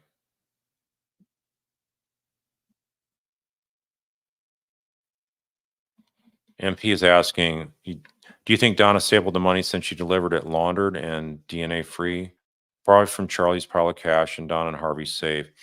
Yeah, I do think that this was washed. I think, like as I said earlier tonight, you must join us later. I think it was probably already stapled by Charlie, and some of it might have been money from Harvey and Donna as well, but they probably want to have it all uniform, and so Charlie probably insists that all of it's stapled so they can easily count it, and there's not going to be an argument or hey, you shorted us the the amount of money that we agreed to. So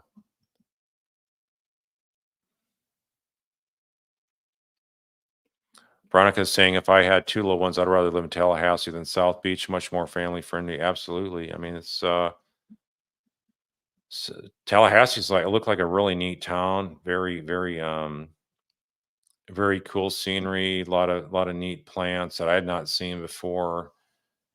Being living in the far deep South when I lived in South Alabama many years ago at a military base there, and it was also very hilly. I was surprised to see it was very hilly. So yeah, it's a definitely a a town that I think would be very great place, much a great place to live. South Beach, yeah, that's more of a type of tourist, super ritzy kind of place.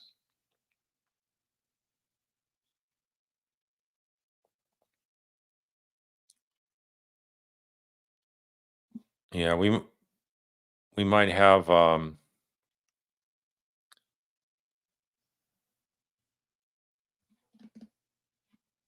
skip that one here. Let me go on here.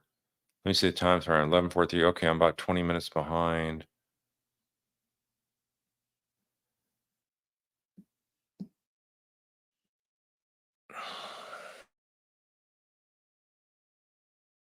Show it. It's not showing. That's weird.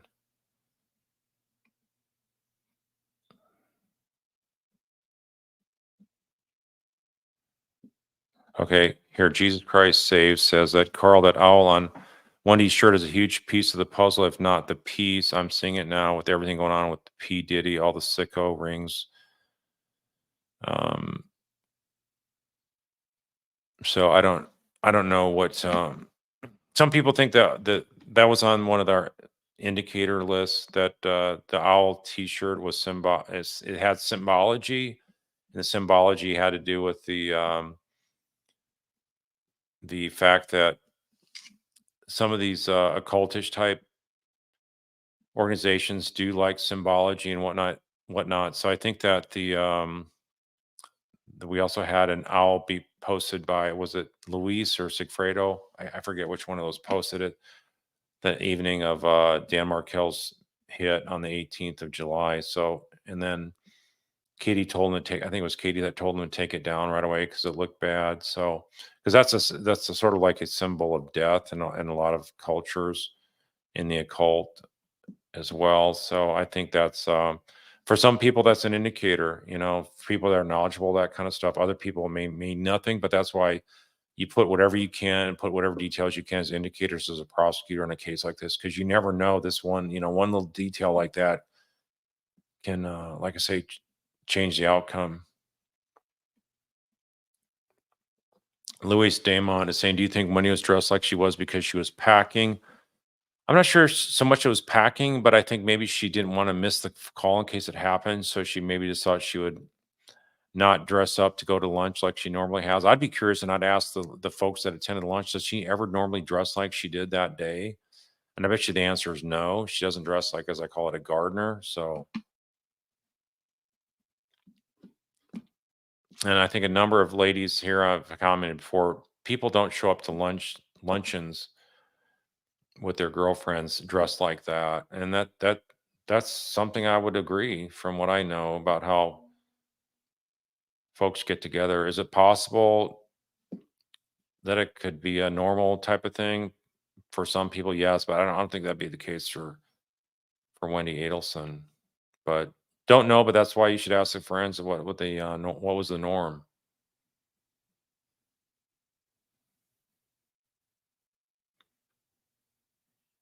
Yeah, the implants, that was another payment. Remember I said earlier this tonight that, she was being paid a number of ways, whether it was the checks or cash or promises of boat and being going to be transferred in her name, like the car, and different trips being offered, vacation trips and all that kind of stuff. But like I say, I think that was just a matter of time before they would have killed her as well. Charlie, think about it. He could have taken her on a boat ride, just the two of them, and he could have like shot her and tied some concrete around her legs and thrown her overboard 20 miles off of South Beach, and no one would ever known.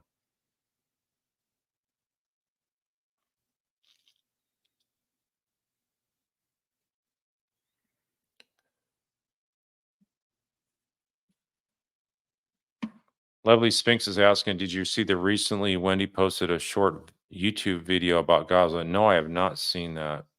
I don't want to know the if you want to type the channel so folks can look at that.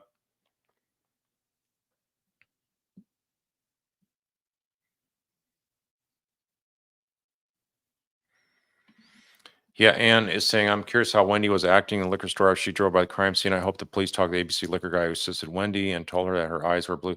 I don't think they did, Ann. I mean, that's really the kind of thing that I would do as a prosecutor.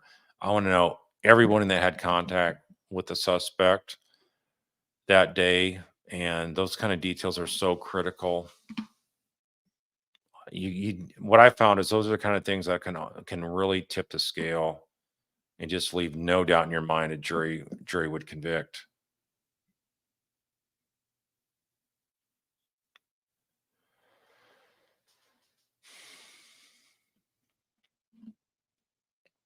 All right, Linda May Wetzel is asking, do I think Wendy will try to leave the country? I don't think she's going to try to leave it in time because she's going to get arrested beforehand. I think she's just trying to like have cognitive dissonance, and I think she's nervous and worried. But I think she's trying to think that, well, they're just focused on my mom yet. I don't have to worry about it right now, and she's just tuning it out.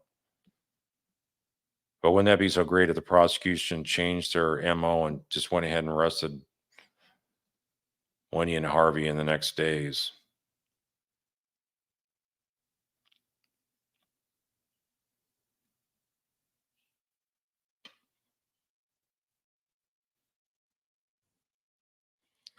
Ryan Yeager's asking, why are you so sure that they will arrest Wendy? Why are they taking so long? What are they waiting for? I've already covered that before tonight, so I don't think I need to address that. But I'm just looking at evidence. I know what evidence works to get a conviction and what doesn't work. And if I didn't think there's enough evidence of a conviction, then and they were doing the right thing, I would never be having this podcast that my brother talked me into doing. And so it was the injustice of it towards the Markells, the brutality of the murder, and just the fact that the boys had ongoing suffering and the way they're treated and denied visitation with the Markells. That's why I decided to get involved, because this is an absolute outrage.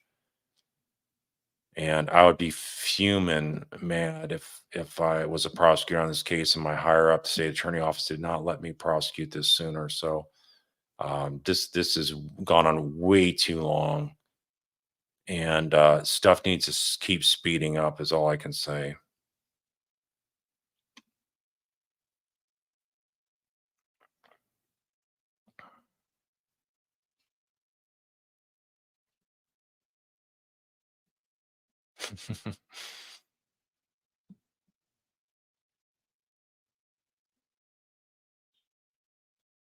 All right, so let's see here. I'm gonna go. Gosh, I'm going way over here. I see a Kelly from Melbourne. I'm sorry, I said their names, the city names before in error. I was corrected on my last live stream, and it's Melbourne. So not Melbourne, but Melbourne and Bisbane. So I said Bisbane or something like that. So I apologize for botching those names. I guess Sydney's the only one I didn't mess up, but that's the way the locals there pronounce it. So I now know that. So thanks to you guys that corrected me.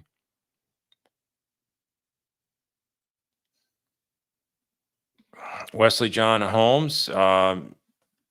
Was there any info on the women that had lunch with Wendy the day of the murder? These women are hardly ever mentioned, because I don't think they're ever interviewed. That's the sad thing about it. I don't think they ever looked for those kind of details. I think they're trying to play catch up because Wendy had been cleared from 40 minutes into the interview. And after that, I think they didn't realize they need to start looking at Adelson's till 18 months later. And by that time, Meggs was still there, and he was publicly making statements saying that they didn't have enough to go after any Adelsons and stupid stuff like that. So in any event,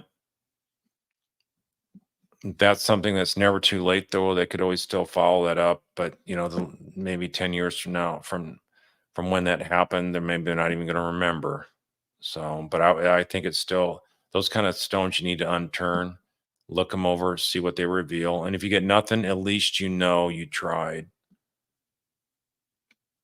Lovely Spinks is asking, what are my thoughts on the John Benet Ramsey case?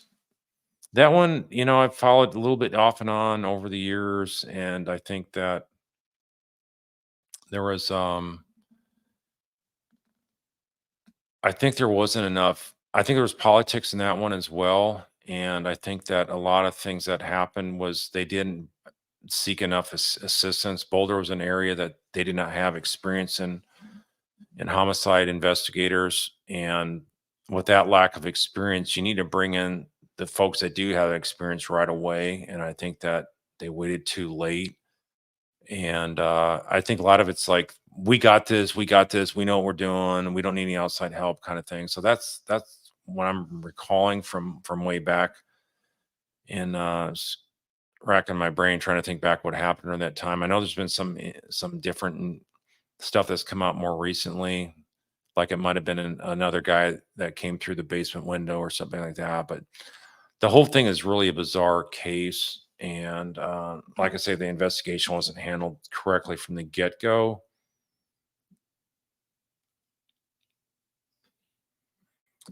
So, but I don't know the case enough to know who actually did the murder. The Delphi case, I'm not tracking that. I've heard of it. I know other folks are talking about it, but I just don't have the time to get invested in those. I'm looking at the Brightigan case because the parallels to this case are very, very similar. And down the road, I want to look at the Crystal Rogers case up in Kentucky. So if y'all want to look at that Bardstown, Kentucky case, talk about like a corrupt place. But the tide has turned once they brought the FBI in. That's not what I've seen so far. It's really turned the tide on that case. Just like this case. I mean, where would this Adelson's be without the great job done by Special Agent Sanford we would not have any Adelsons arrested or convicted at this point, I think. So I just wish the prosecution of the Department of Justice, U.S. Attorney's Office there in Florida, would have taken this, snagged it out of Meg's hands from the get go, and said, "We're not letting you screw this up, Megs. Goodbye," and just taken over from that point on.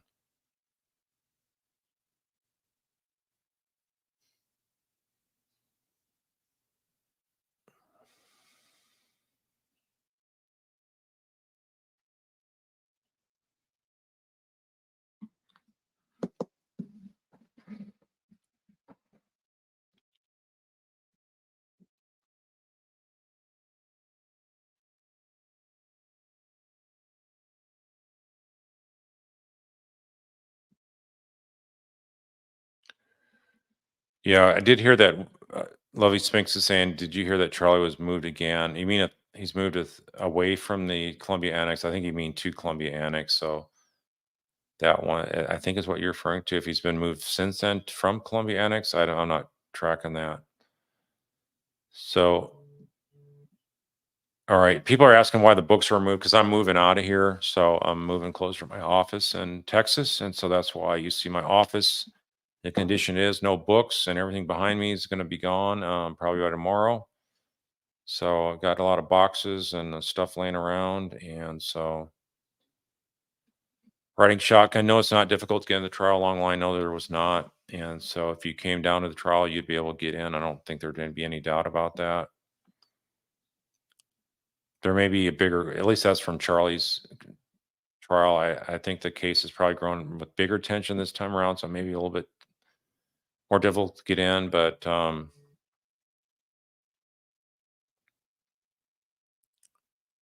let me see here. I do thank my mods for what they're doing, and I appreciate them very much. And thanks for your great questions tonight. Manny Strong says, "Thank you for defending military members from false sexual assault claims. They do happen. My son is a new Marine." Yeah, I could tell you stories, and it's if anybody knows of somebody being falsely accused, send them my way because I've handled many, many of those cases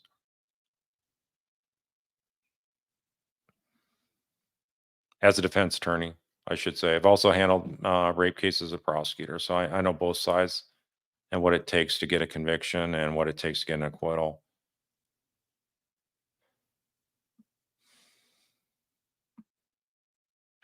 This is my last question of the night. As a matter of fact, is asking, do you think Charlie has heard the conversation his mom had about Wendy not caring about a situation in jail or prison or wanting to talk to or visit him? That's an interesting question because he's not. I think his mom tried to diminish that to when she basically spun it and didn't make Wendy look bad and didn't want to get Charlie fired up, so she didn't answer that directly, and she put a spin on it. But I think they're trying to maybe not get him fired up and have this whole thing come unravel. So I don't think he's probably heard about that. Um, but maybe the fact now that she's cutting off mom too, I guess maybe that part of it, where he's cutting off contacts with all of them and nobody's able to find out what's going on with Wendy. But I think she's still in contact with Harvey. I think she's still driving around and doing stuff with him. So maybe maybe he's not relaying that information to back to Charlie. All right, you got some other questions here though, but save your questions for next time. I cannot answer all your questions or all your emails. I'm sorry. I do the best I can. I answer them when I can. They may be days or weeks or whatnot behind, but I'm trying to play catch up. But in any event, I've had a lot going on here, and like I said, I'm trying to get ready to move. So I will hopefully be back on next Sunday night as well. Hopefully the same normal time, like either 7 Central or 8 Central time. So that's it for tonight. Thanks for your support, just for Markel's and your support of this channel and other channels that that support the fight of justice for all the Markells does, I think, make a difference. So continue to support this channel if you're interested, as well as the other channels, because I think that does help put the pressure on the prosecution. It does help let the Markells know that we stand behind them, and we will continue to do so until every last one of the guilty parties is being held responsible and accountable for the murder of Dan Markel. So with that, have a good night, have a great week, and we'll see you back here next week.